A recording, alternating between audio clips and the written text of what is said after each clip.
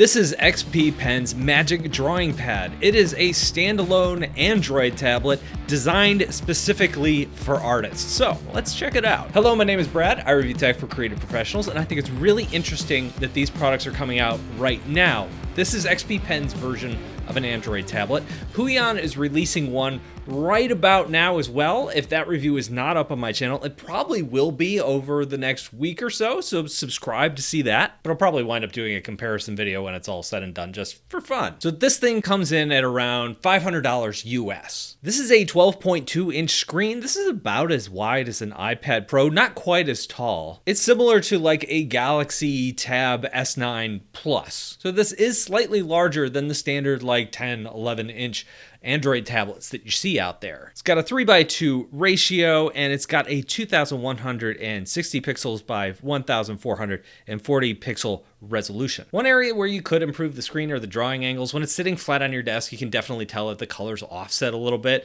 and you have to tilt it up to a good like 20 degrees before you get to that like premium color range. The screen does leave a really good first impression, and I think the main reason why is some of the wallpapers that they've included with this thing are just really nice and funky and illustrated. So many Android tablets just have these like boring, like abstract looking wallpaper things. Having a little bit of personality to your drawing tablet as soon as you boot it on is pretty cool. Now what makes this cool is this comes with the same pen tech that XP Pen uses in most of their tablets. That's what makes this really appealing as an artist and illustrator. This is their X3 Pro technology. Now, when it has made the transition from their drawing tablets to the Android tablet, most of the things are intact. In fact, you can actually take a pen from any of their other products and use it here. The pen that comes in the box is a very thin pen. It reminds me of like the Galaxy Tab's S Pens, which makes sense as a portable device. You want a lightweight, thin pen, easy to carry. But if you do like more flared pens with rubber tips that XP Pen has and many of the other pen makers have,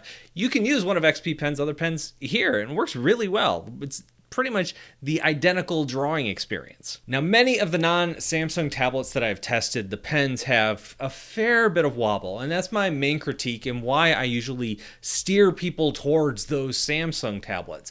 This pen doesn't really have that problem. These lines are super smooth. The pen pressure is really, really good. There's only one thing that holds me back from like full-heartedly saying, yeah, this is the one. And that is that the pen tip is offset from the cursor. It's just enough to kind of throw you off when you're trying to complete a line and match things up. Now on XP Pen's tablets, if this does happen, which is pretty rare, but nowadays out of the box, it's calibrated really well. You can go back in and you can recalibrate that screen. That's something you can't really do on an XP or on an Android tablet. But so many other things about this tablet are done really well. First of all, the screen looks pretty good. It does have a like a matte coating on it. This is something that's really common on drawing tablets and graphics tablets. Very uncommon for an Android tablet. And most of the time, like if I'm using an iPad or something like that, I wind up getting a matte screen protector to add a little bit more texture to drawing because I just prefer it. Now, this is a pretty smooth matte. Almost a little too smooth. I think they could have gone a little rougher with it.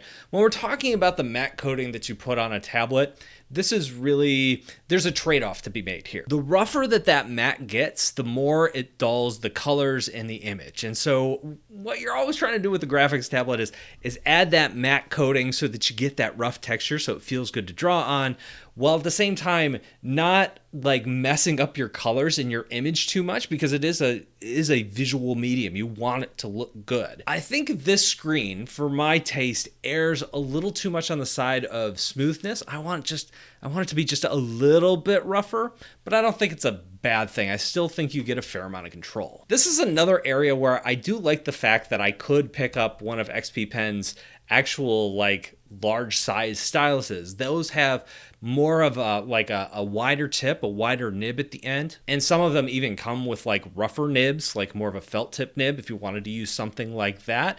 So that is a nice thing here, that there is an option that if you were okay with spending a little bit more to pick up another stylus, you could get a slightly better feel. You could get a wider nib that gives you a little bit more drawing control. So having some of those options within their ecosystem is a big plus. Quick note, I totally missed this. In the box, there are some extra nibs. You get 8 extra nibs and 4 of them are felt tips. So if you want a felt tip experience, you can get that without having to buy the extra pen. Sweet. When I started taking online art courses, I quickly found myself way in over my head. It was like jumping from elementary school straight into college. I needed something that was in between that. My Learn to Draw in 60 Days course is that middle step that goes over the basics of drawing so you can jump into more advanced tutorials and courses with confidence. To learn more about that course and my other ones, go to bradsartschool.com. Now, as far as being an Android tablet, it's pretty solid. It's running stock Android, which is really nice. There's not like a lot of bloatware.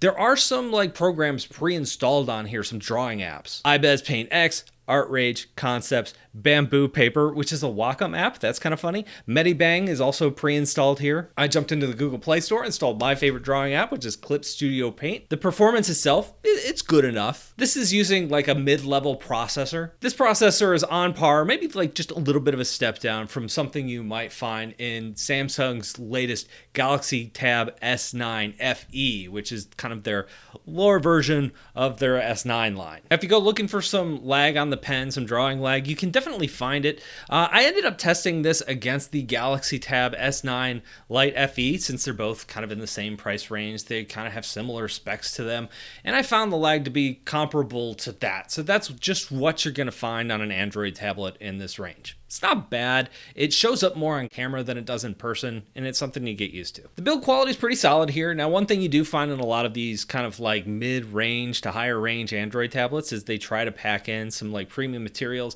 There's not a lot of like premium feeling materials here. The back is plastic, the front is glass, it's got that matte screen on it, but that didn't bother me too much. In fact, one of the things that I really liked about here is the materials they've chosen to use don't attract a ton of fingerprints. That matte screen surface isn't going to fingerprint as much as a glossy screen surface. The back plastic doesn't attract a lot of fingerprints. So this is just going to look nicer, longer. Now in the box, we have a couple things. One of the things that it comes with is this little protective case. I personally don't like cases. A lot of people do. You want to protect your investment. I totally get it. So it does come with something that will help you do that. You also get a drawing glove. That's kind of cool. Of course, you get a USB Type-C cord. You get a power charger so you can charge this thing. That's something Samsung has stopped putting in their tablets for, I don't know, some reason, probably because Apple does it with their phones. And of course you get like a quick start guide and a warranty card and all that fun stuff too. Other than the processor, what other tech specs are we looking at here? We have a 256 gigabytes of storage. There's also a micro SD card slot along the side, so if you want to add more yourself, you can totally do that. We have 2 cameras along the front. Both of those are 8 megapixels, and we also have a rear camera along the back that is 13 megapixels. So what do I think about XP Pen's Magic Drawing Pad? I think it's a really good first start. As far as the next iteration of this tablet, I'd love to see like a little bit more texture on the screen. I'd love to see that cursor fixed. Outside of that, I think they've got something really good here. Even though I love Samsung's Android tablets, like that glossy screen isn't the best to draw on. They offset that by putting a little bit of a rubbery tip on the S Pen. That's just not an organic feel to it. You know, it's something you have to get used to. And I know for a lot of new people, that sort of thing drives them nuts because it doesn't feel natural. It's good to see people who really get drawing start to dive into Android because there are so many great drawing apps available on the platform now. But what do you think? Let me know down below in the comments. Thank you all for watching, and I'll talk to you in a couple of days.